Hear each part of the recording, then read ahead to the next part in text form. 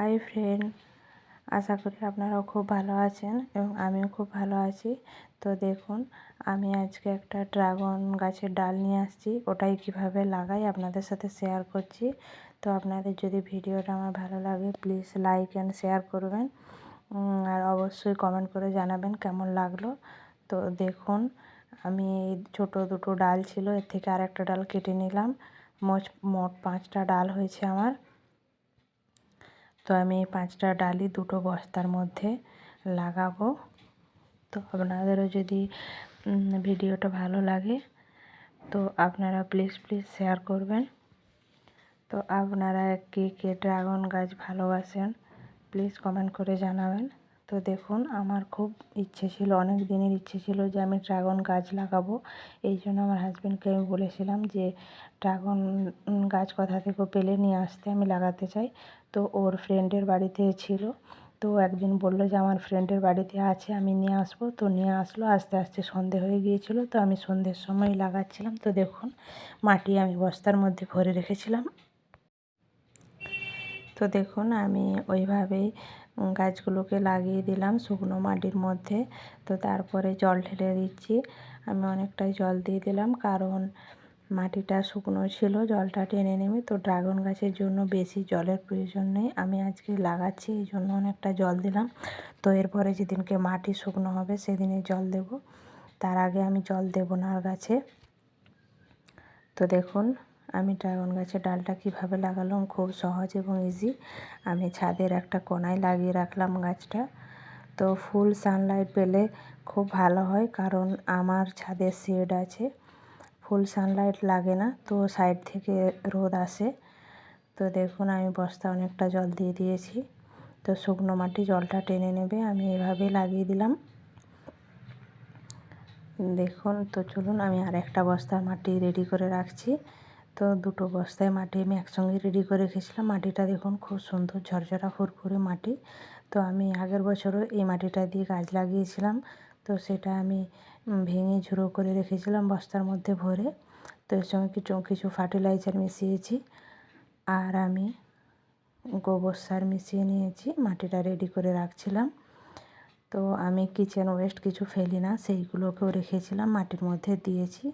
তো দেখুন, মাটিটা যখন তৈরি করেছিলাম আপনাদেরকে দেখানো হয়নি, তো ভিডিওটা তখন আমার তোলা হয়নি। মাটিটা আমি তুলে নিয়েছিলাম, তুলে আমি এভাবে দেখুন বস্তায় ভরে রেখেছিলাম। তারপরে আমি ডালগুলো নিয়ে আসতে লাগিয়ে দিলাম। একইভাবে দুটো গাছের ডালে আমি লাগিয়ে দিলাম, মাটিটা চারপাশ থেকে ছড়িয়ে ছিটিয়ে দিচ্ছি। তো তারপরে দেখুন, আমি জল ঢেলে দেব। এটা তো শুকনো মাটি ছিল, তাই অনেকটা জল লাগবে, জল দিয়ে দিলাম, কারণ মাটিটা গোড়াটা ভিজিয়ে রাখতে হবে। আমি একটু চেপে চেপে মাটিটা যাতে আলগা ফসকা না হয়ে যায়, সেই জন্য চেপে চেপে ডালের গোড়ায় মাটিগুলো ভালোভাবে দিয়ে দিলাম। এরপরে আবার যেদিনকে নতুন ডাল বেরোতে শুরু হবে আমি সেই দিনকে আবার ভিডিও তুলে আপনাদেরকে দেখাবো। তো আমার ভিডিওটা যাদের ভালো লাগবে প্লিজ লাইক অ্যান্ড শেয়ার করবেন এবং কমেন্ট করে জানাবেন ভিডিওটা আপনাদের কেমন লাগলো। তো ডালটা একটু পাশের দিকে লাগানো হয়ে গিয়েছিল, আমি আবার তুলে একটু সামনের দিকে সরিয়ে লাগালাম মাঝখান করে।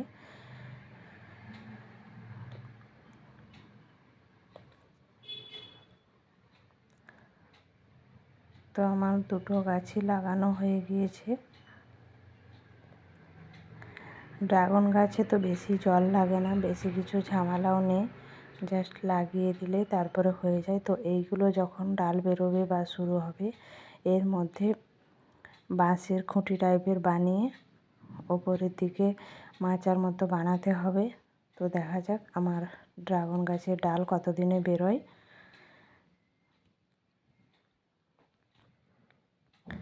দেখুন, আমি বস্তার অর্ধেকটারও বেশি করে মাটি ভরে নিয়েছিলাম।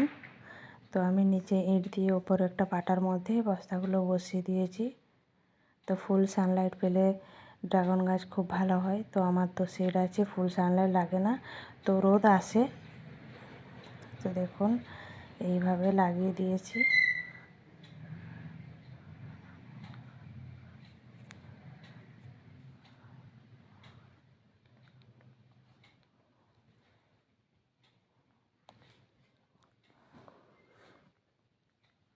এই হচ্ছে আমার ড্রাগন গাছ লাগানো হয়ে গিয়েছে। অনেক দিনের ইচ্ছে আজকে আমার পূরণ হলো যে আমি ড্রাগন গাছ লাগিয়েছি। তো দেখা যাক কতদিন এর মধ্যে ফুল ফল আসে, বড় হতে সময় লাগবে, প্রায় 1 বছর লেগেই যাবে। তো আপনাদের যদি ভিডিওটা ভালো লাগে, টাটা বাই বাই।